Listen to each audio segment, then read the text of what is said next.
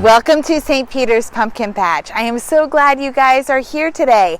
I'm the scarecrow that oversees the patch and keeps all of these pumpkins safe so that you guys can come and get your pumpkins to make jack-o'-lanterns and so that we can make our delicious pumpkin bread.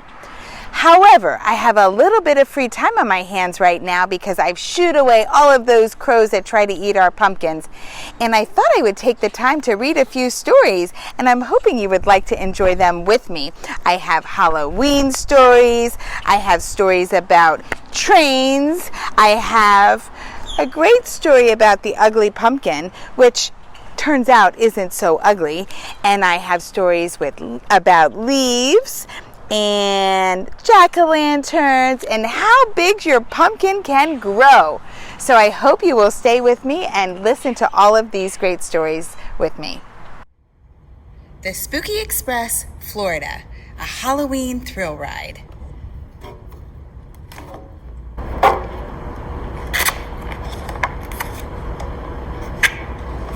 This is written by Eric James and illustrated by Marcin Paworski.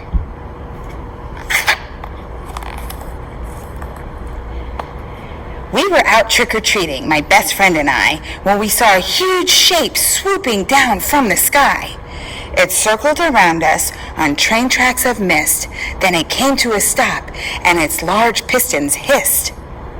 What a marvelous train, engine black as the night! All its carriages glowed with a ghostly green light. And we both held our breath when its loud whistle blew, for the sound that it made was a ghostly woo-woo!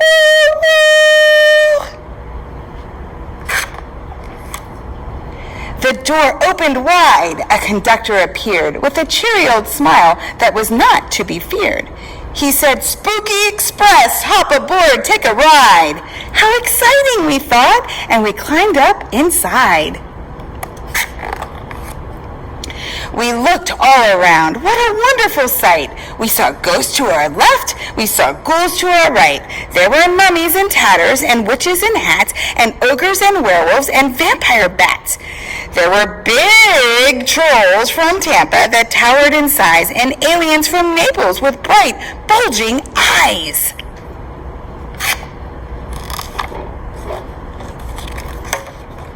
A voice on the speaker said, "Please hold on tight." Then the train gave a lurch and launched into the night. We glided along through a dark, stormy sky, and we watched as the streets of Orlando whizzed by.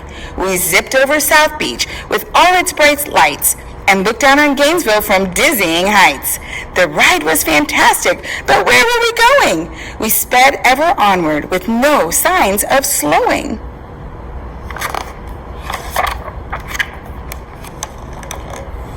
"The Atlantic, next stop," said the train's engineer. "Make room for the creatures who'll swim aboard here."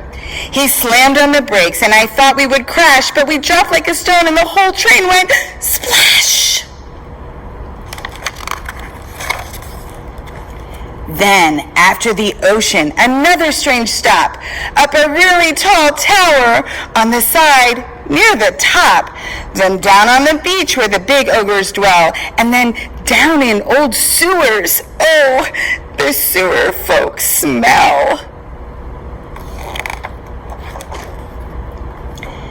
As we raced to our next stop, the train turned too fast, and I saw through the window a pumpkin whiz past. The ghost started howling. "What happened?" I said. "We're doomed!" cried a witch. "That's the engineer's head!" "If the engineer's headless, he can't steer the train, for his head's where he keeps both his eyes and his brain." He yanked levers forward, he jerked levers back. The train started wobbling all over the track. We swerved around buildings, we darted past trees. The speed of the turns made us weak at the knees. While everyone panicked, I stood up and said, "With the help of some friends, we can go get that head." "Miss Witch," I said calmly, "your broom, if I may. Miss Spider, Miss Dragon, let's go save the day." The engineer's head was in Governor's Park. "Miss Dragon," I said, "will you light up the dark?" "It's there!" Here, said my friend. It's directly below, but it's down in the mud and it's stuck there. Oh no! I turned to Miss Spider. Please spin us some thread. I've got an idea. We will lasso that head. We twirled it around, threw it over the top. We pulled the head free with a squelch and a pop. Then back we all flew through the wind and the rain with the pumpkin containing the engineer's brain. With his head in our hands, we jumped back on the train and we stuck his head onto his shoulders again. He pulled a few levers, the ghost train slowed down. Do you know where we were?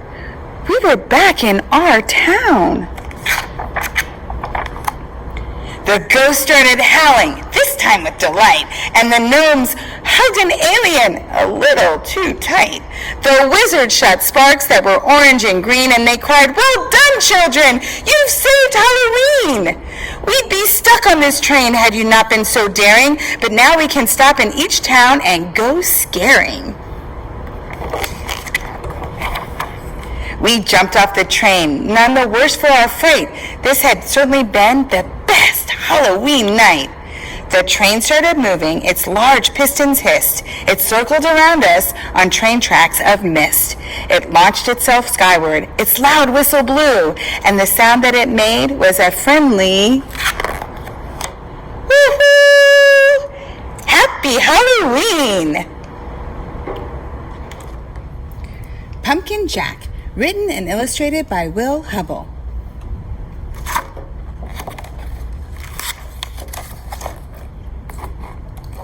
When Tim carved his first pumpkin, it was fierce and funny and just perfect. A jack-o'-lantern this good deserves a name, so Tim gave it one, Jack. Long after the best trick-or-treat candy was eaten, Tim still held Jack. At night, when a candle made Jack's face dance on the wall and filled the dark with warm pumpkin smells, Tim felt Jack was almost magic. Yet, too soon, the spell was broken. This pumpkin is beginning to rot, announced Mom. It's time to throw it out. Tim knew it was useless to argue. He carried Jack to the garden, which was filled with the brown ghosts of last summer's plants. A dead garden is better than a trash can, thought Tim. Still, it made him sad to leave Jack outside and alone. Whenever chores or play brought Tim to the garden, he looked at Jack. Every time, Jack was different. He became wrinkled, and his fierce smile began to look a little bit silly. Mold spread all over Jack's bright orange skin. As the days turned colder, Jack grew flatter. Winter began. Soon Jack was hidden beneath the snow, and Tim totally forgot about him. The cold, heavy jacket days came. Snowman and sliding days. Indoor days, Thanksgiving, Christmas, and Valentine's. When all these days had passed and the March winds melted the snow, Tim found Jack. Well, there wasn't much left, just a faded and crumpled pumpkin skin, a stem, and a few seeds. Jack's Halloween magic was a distant memory now. Tim scraped a thin blanket of earth over the last bits of his pumpkin. "Goodbye, Jack," he whispered. When spring turned barefoot warm, a tiny sprout appeared where Jack had been. Tim found it and guessed what it was. In the days that followed, Tim weeded and watered and watched the sprout. Slowly and steadily, the plant changed and grew. It branched and spread a web of vines over the ground, but no pumpkins appeared. The days turned hot. Flowers opened on the plant each morning, yellow stars that twisted shut forever in the afternoon. Still, no pumpkins. Finally, Tim found a little green ball growing behind a crumpled blossom. A pumpkin! Tim let out a whoop and he ran to show his mom. By August, the plant had spilled onto the lawn. Tim's favorite game became pumpkin hunting. He carefully waded among the leaves, searched for green pumpkins like hidden treasures. School began again and the days cooled. Tim had less time to visit the garden. When he did, the pumpkin plant seemed tired.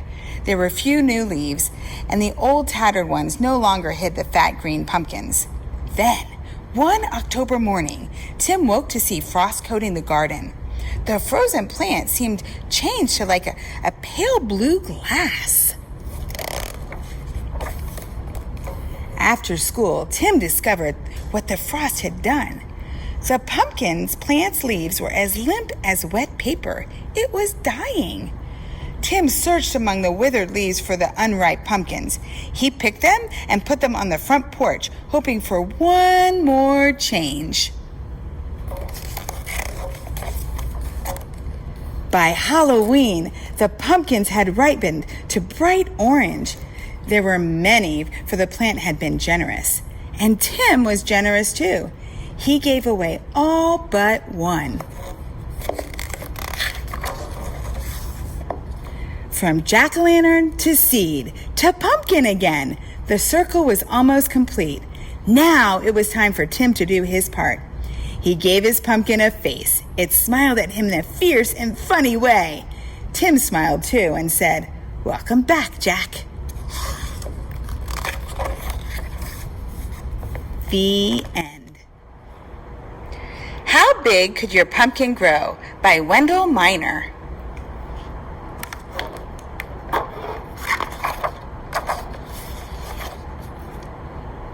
At the pumpkin farm, we pick the perfect pumpkin.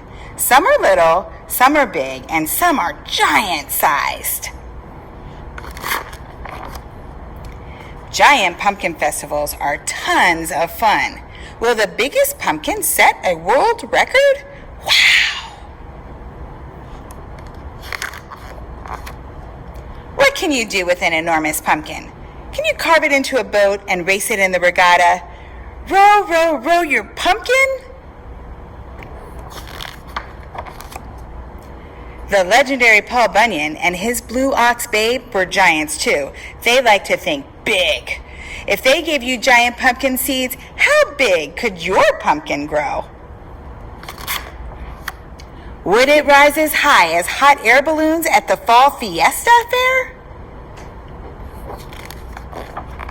Or beam as bright as the lighthouse at the beach? Your gigantic pumpkin could glow like the skyscrapers, but watch out! Horns will honk on the bridge when it blocks traffic. Beep, beep! They do things big in Texas. Would your giant pumpkin be boss in a jumbo cowboy hat? Or a hungry monster gobbling riders on the tallest, fastest roller coaster? Imagine if your pumpkin was too immense for hide and seek and couldn't even hide behind the Capitol dome. Perhaps your mighty pumpkin could grow up to be president. Hail to the chief.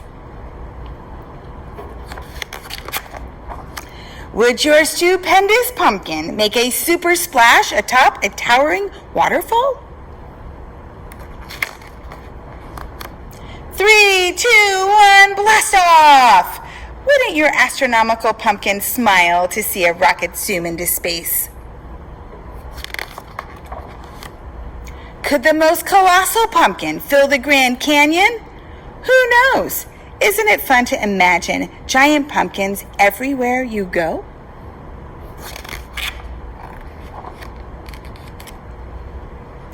I don't know if you guys realize this, but giant pumpkins could be anywhere. In Connecticut, everyone has a favorite pumpkin patch. I bet you do too, and I hope it's St. Peter's. How Many Seeds in a Pumpkin? By Margaret McNamara and Brian Karras.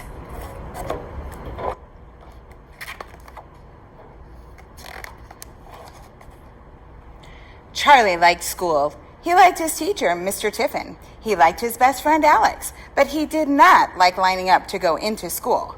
Mr. Tiffin's class lined up by size, tallest to smallest, or smallest to tallest. Charlie was the smallest in the class every time.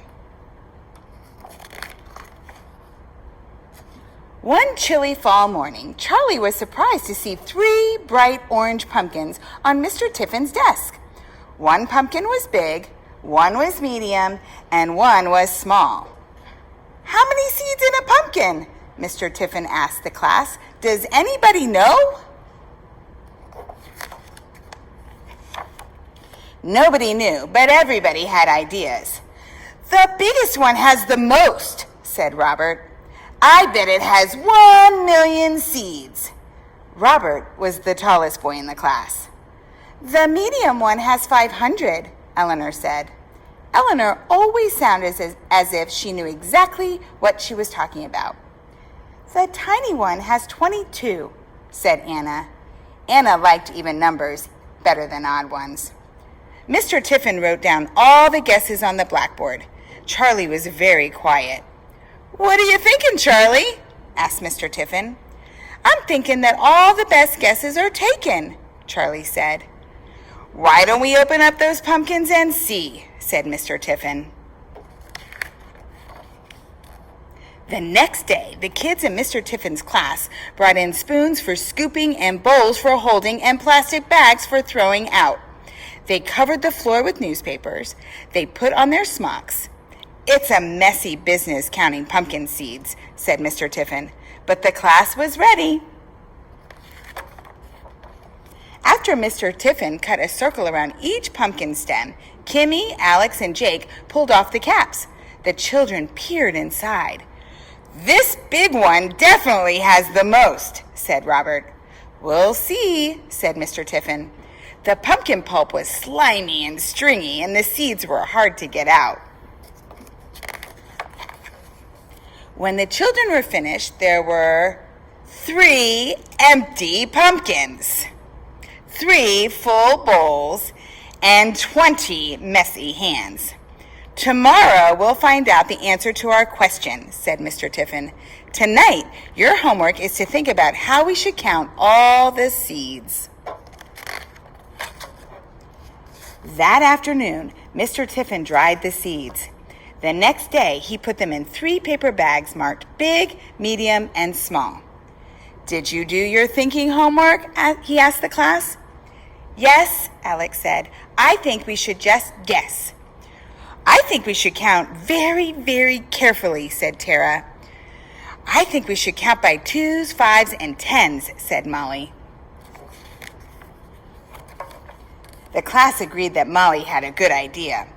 Robert, Kimmy, and Jake all wanted to count the seeds in the big pumpkin by 2. And Anna asked if she could join them. "We can be the 2s club," she said. They practiced counting. 2, 4, 6, 8, 10, 12, they said together.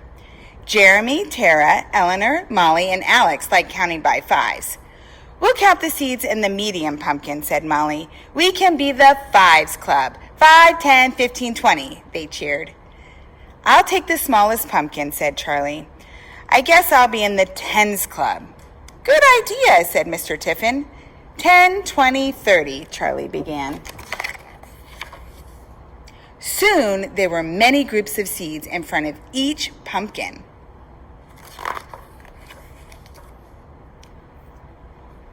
"See," said Robert, "the 2s club has the most. They had 170 pairs of seeds." "We have lots too," said Eleanor. They had 63 groups of 5 seeds and 1 seed left over. Charlie had exactly 35 groups of 10 seeds. Robert looked at the seeds in front of Charlie. "You don't have a whole lot," he said. "Let's get counting," said Mr. Tiffin. 2, 4, 6, 8, 12, began Robert, Kimmy, Jake, and Anna. It took a long time to count 170 pairs of seeds. "My brain hurts," said Anna. The biggest pumpkin had 340 seeds. "Almost 1,000,000, said Jake. The fives were a little easier. 5, 10, 15, 20, 25, chanted Jeremy, Tara, Eleanor, and Molly. There were 316 seeds in the medium pumpkin. Too bad for you, said Robert. It's not a contest, said Molly. The 10s were the fastest of all, since there were just 35 groups. 10, 20, 30, 40, Charlie counted to himself. This can't be right, he said. What can't be right, said Mr. Tiffin. There are 350 seeds in my little pumpkin, said Charlie. That means it has the most of all. So it does, said Mr. Tiffin. Congratulations, Charlie, said Alex. The Tens Club wins. It's not a contest, said Robert. Mr. Tiffin told the class to gather round. You can never really tell just how many seeds are in a pumpkin until you open it up, he said, but there may be some clues. Take a good look at these, and the class did. Charlie's is a darker orange, said Anna. And it has more lines on the outside, said Robert. Yep, said Mr. Tiffin. For each line on the outside, there is a row of seeds on the inside. Oh, that's good to know, said Eleanor. And the longer the pumpkin grows, the more lines it gets, he added. Its skin gets darker too. So even though my pumpkin was the smallest, it was on the vine the longest, said Charlie. Exactly, agreed Mr. Tiffin. When it was time to go home, the class lined up by the door. Smallest to tallest this time, said Mr. Tiffin. Robert was at the back. Eleanor was in the middle, and Charlie was at the front. Small things can have a lot going on inside of them, Charlie said to Mr. Tiffin. And then they left the classroom with Charlie leading the way. And there's a few of Charlie's pumpkin facts here. Pumpkin seeds are small but powerful. A whole huge pumpkin grows from a tiny little seed. Number 2, you can eat pumpkin seeds if you want to, but you should ask somebody to roast them first. They contain lots of vitamin A. Number 3, if you plant pumpkin seeds, do it after the ground turns warm in the spring if you live up north. You'll need lots of space for them to grow because pumpkins grow on vines. Number 4, it takes about 4 months for a pumpkin to grow to full size. So you have to plant your seeds by June if you want a pumpkin in time for Halloween. Number 5, is a pumpkin a vegetable? No, it's a fruit. Number 6, some pumpkins are small. Some pumpkins are really, really big. Usually big pumpkins don't taste very good. Small, sweet pumpkins are the kind you should use to make pumpkin pie and pumpkin bread. And number 7, counting by 2s and 5s and 10s makes counting go a lot faster. That's not really a pumpkin fact, but it's true nonetheless. And we have a note from Mr. Tiffin. He says, I looked pretty carefully for those 3 pumpkins so that Charlie, Robert, Anna, and the other students would not be able to predict what was inside. Pollination, pumpkin variety, and time on the vine determine how many lines are on a pumpkin and how many seeds are inside. Size alone is not the most important thing, which worked out pretty great for Charlie. The end. The Fox and the Falling Leaves by Julia Rawlinson, and the pictures are by Tiffany Beek. It was originally titled Fletcher and the Falling Leaves.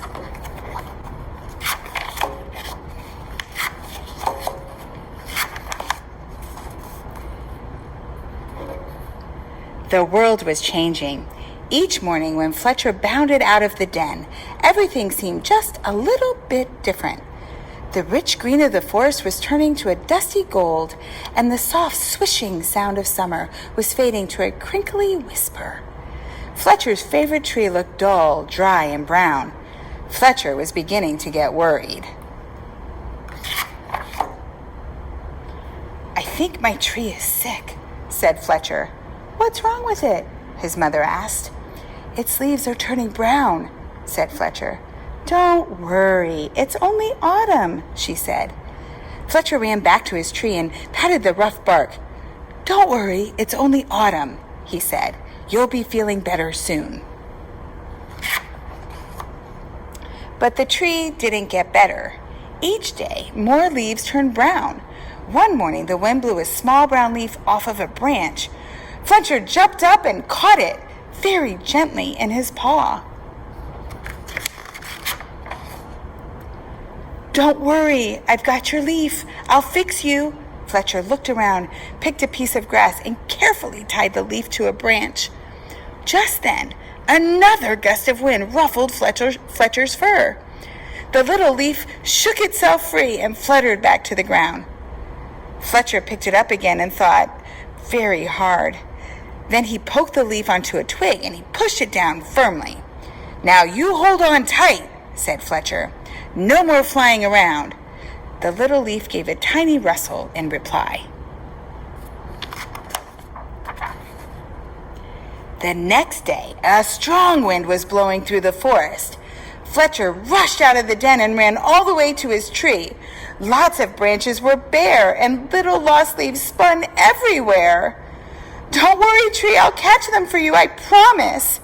Round and round and round whirled Fletcher after the swirling leaves. "Leaves! Wonderful! Just what I need for my nest," said a squirrel. "But those belong to the tree," said Fletcher. "Don't take them away." "The tree doesn't need them anymore," said the squirrel, bounding off. "Help! Help! The wind and the squirrel are stealing our leaves," cried Fletcher. "Leaves! Terrific! Just what I need to keep warm," said a porcupine, rolling around. "But those belong to the tree," said Fletcher, plucking the leaves from the porcupine's needles. "Not anymore," snuffled the porcupine, and away he rolled. "Help! Help! The wind, the squirrel, and the porcupine are stealing our leaves," cried Fletcher. Suddenly, a flock of friendly birds swooped down from the sky. They picked up the leaves in their beaks and they poked them onto the tree's branches. Soon, the tree was leafy again, and Fletcher flopped down and smiled. "Thank you, birds, thank you," he gasped as the birds fluttered away. He lay looking up through the leaves at the sky and drifted off to sleep. But the wind continued to blow, and the branches still danced. The leaves shivered and shook themselves and began to wriggle free. They tossed and turned and twitched and twirled and tumbled to the ground. They brushed Fletcher's ears and nose and filled his dreams with a whispering sound.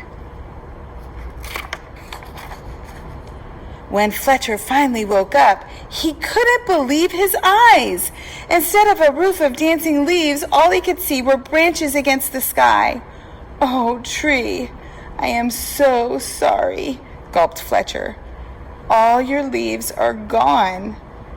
But then he saw high in the branches one small leaf still holding on. "I won't let the wind steal that one," said Fletcher, and he began to climb. He crawled along to the last leaf and held it firmly onto its branch.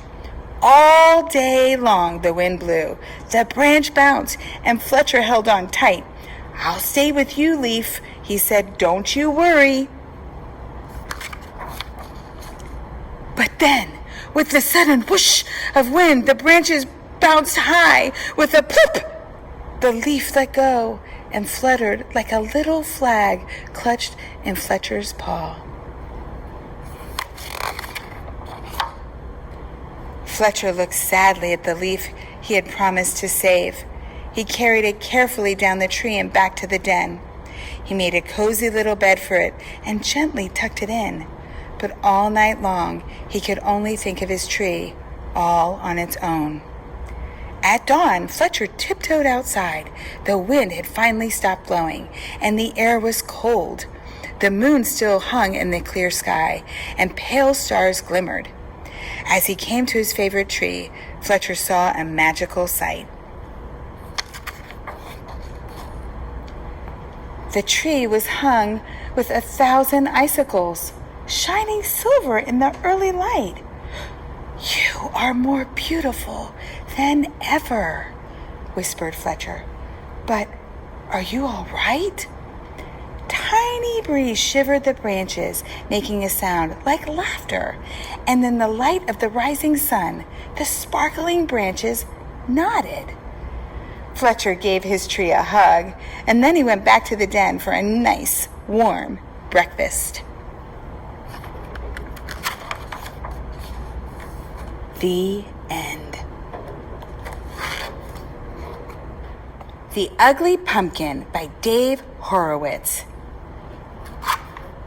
I don't really like the name of that book. It makes me sad to think that someone's being called ugly. I hope this is a happy story.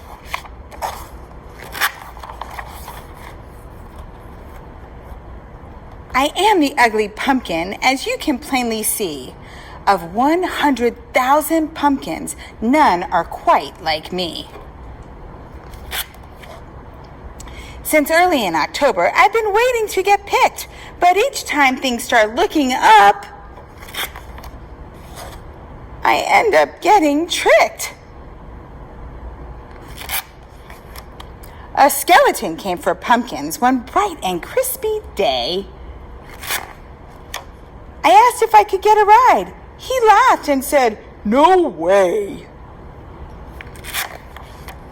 And when I said, "It's getting late and I don't have a home," he rolled his eye and said, "Goodbye," and left me all alone. So I walked into November, where I happened on some trees, and I asked if I could stay a while, and this time I said, "Please." The trees all started smiling, and then one finally spoke. "Take off your boots and spread your roots." Another cruel joke. "I am the ugly pumpkin," I shouted to the sky. And then it started raining, so I began to cry. I took shelter in a garden that was overrun with squash. I noticed something very odd and then thought, "Oh my gosh. Oh my gosh, I'm a squash!" At last it was Thanksgiving, and I found where I fit in. Now you know my story, so let the feast begin. Happy Thanksgiving. The end. So that concludes our story time from the Pumpkin Patch. I hope you enjoyed each and every one of the stories that I shared with you. And I hope you can recommend some new books to me. If you guys have some great fall storybooks that you would like to hear me read at some point, send them my way. I certainly will add them to my reading list. Have a happy fall, a happy Halloween, and a happy Thanksgiving. See you next time.